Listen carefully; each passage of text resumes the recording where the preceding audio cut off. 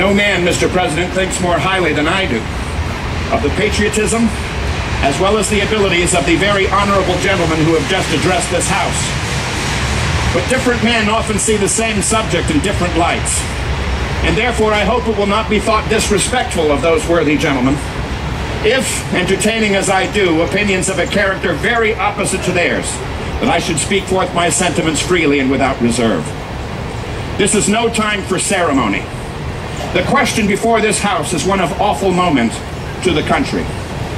For my part, I consider it as nothing less than a question of freedom or slavery, and in proportion to the magnitude of the subject ought to be the freedom of debate.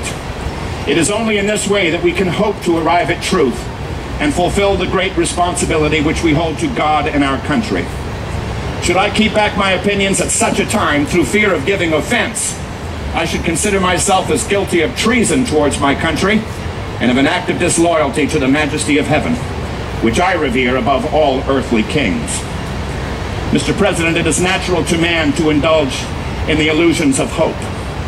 We are apt to shut our eyes against a painful truth and listen to the song of that siren till she transforms us into beasts. But is this the part of wise men engaged in a great and arduous struggle for liberty? Are we disposed to be among the number of those who, having eyes, see not, and having ears, hear not, the things which so nearly concern their temporal salvation? For my own part, whatever anguish of spirit it may cost, I am willing to know the whole truth, to know the worst, and to provide for it. I have but one lamp by which my feet are guided, and that is the lamp of experience. I know of no way of judging of the future but by the past. And judging by the past, I should wish to know what there has been in the conduct of the British ministry for the last 10 years to justify these hopes of peace and reconciliation with which the gentlemen are pleased to solace themselves and the members of this House. Is it that insidious smile with which our petition has been lately received? Trust it not, sir. It will prove a snare to your feet. Suffer not yourselves to be betrayed with a kiss. Ask yourselves how this gracious reception of our petition comports with these warlike preparations which cover our waters and darken our land. Are fleets and armies necessary to a work of love and reconciliation? Have we shown ourselves so unwilling to be reconciled that force must be called in to win back our love? Let us not deceive ourselves, sir. These are the implements of war and subjugation, the last arguments to which kings resort. I ask, gentlemen, sir, what means this martial array if its purpose be not to force us to submission? Can gentlemen assign any other possible motive to it? Has Great Britain any enemy in this quarter of the world to call for all this vast accumulation of navies and armies? No, sir. She has none. They are meant for us. They can be meant for no other. They are sent over to bind and rivet upon us those chains which the British ministry has been so long forging. And what have we to oppose them? Shall we try argument? Sir, we have been trying that for the last 10 years. Have we anything new to offer upon the subject? Nothing. We have held the subject up in every light of which it is capable, but it has all been in vain. Shall we resort to entreaty and humble supplication? What new terms shall we find which have not already been exhausted? Let us not, I beseech you, sir, deceive ourselves any longer. We have done everything that could be done to avert this storm from coming on. We have petitioned. We have remonstrated. We have supplicated. We have prostrated ourselves before the throne and have implored its interposition to arrest the tyrannical hands of the ministry and parliament. Our petitions have all been slighted. Our remonstrances have produced additional violence and insult.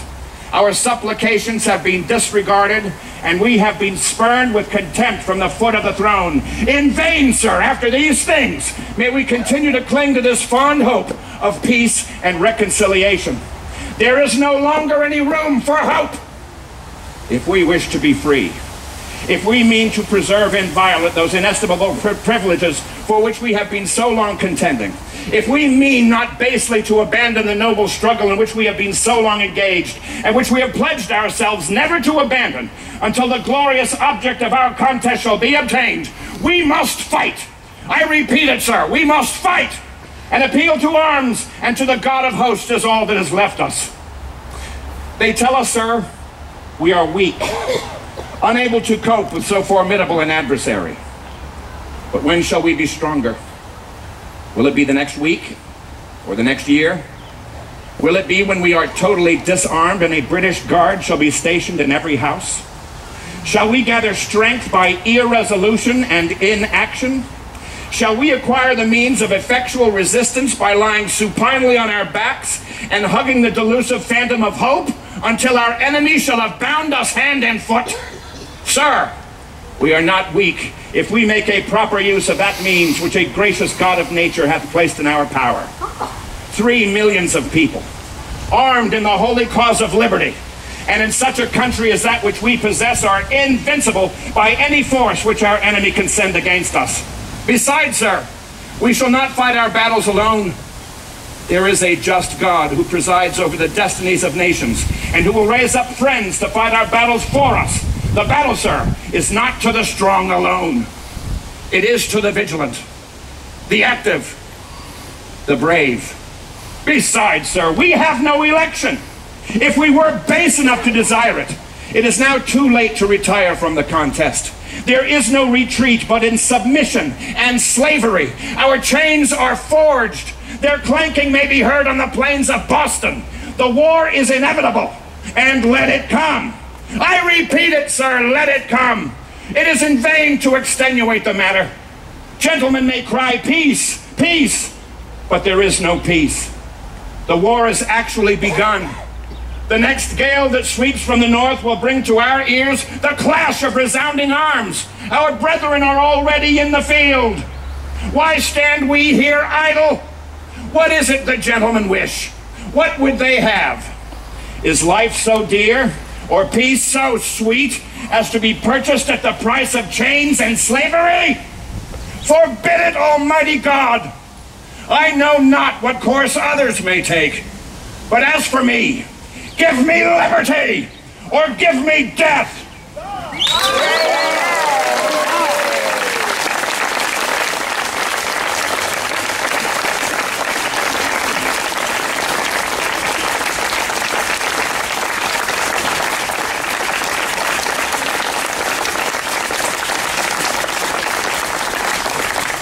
Yes, much the same reaction as the last time.